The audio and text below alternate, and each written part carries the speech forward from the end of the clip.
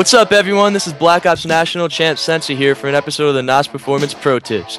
On this segment we're going to be looking at some of my favorite loadouts and vantage points in Modern Warfare 3. Let's get this started with the loadouts.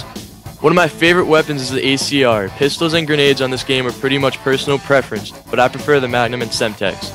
I like to be able to make moves quickly and both these aid to my style of play. I prefer the proficiency kick so that my gun has the least recoil possible. As for the perk 1 slot, I prefer extreme conditioning because I like to play fast and be up in my enemy team's face.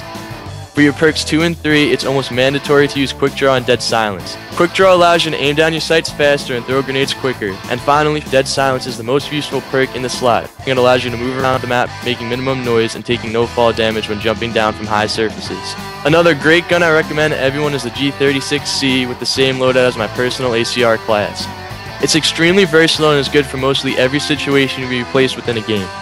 This game has a lot of good assault rifles and the G36C goes hand in hand as my favorite next to the ACR.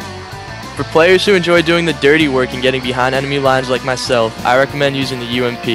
As far as loadouts are concerned, I use the same as I would with my other two recommended classes, with the only difference being the proficiency.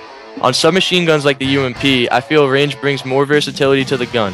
Alright guys, these are my top 3 favorite vantage points. For Dome CTF, my favorite vantage point is mid-map. When you're in the process of pulling the enemy's dome flag, my favorite power position is the mid-map. All you have to do is post up anywhere in the middle, whether it's on the sandbags, proning next to the wall, or crouching behind the small step-up stairs. The enemy will be coming from the hill, at the cave, or from the right, next to the artillery tank. Hold down your sights and be prepared to rack up the kills, as this is the biggest power position on the map. For lockdown capture the flag, my favorite vantage point is the long haul. If you're given the opportunity to having forward down while pulling the opposing team's flag under bridge, the other team will spawn at their default located in the back left of the map. The main area the other team will come from is under the gate at the far left, so you can be set up practically anywhere mid-map to cut off the gate. My personal favorite spot is a long haul. I just crouch in the window and hold down my sights waiting for the enemy to come flying through.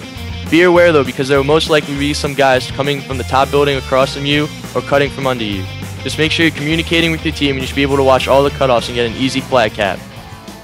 Finally, my third favorite vantage point is porta potties on hard hat capture the flag. It's one of the most, if not most useful spot for cutoffs.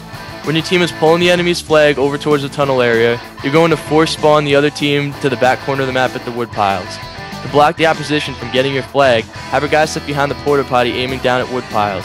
Make sure you're creative though, changing up your position to watching the cutoff because the other team will react to your move.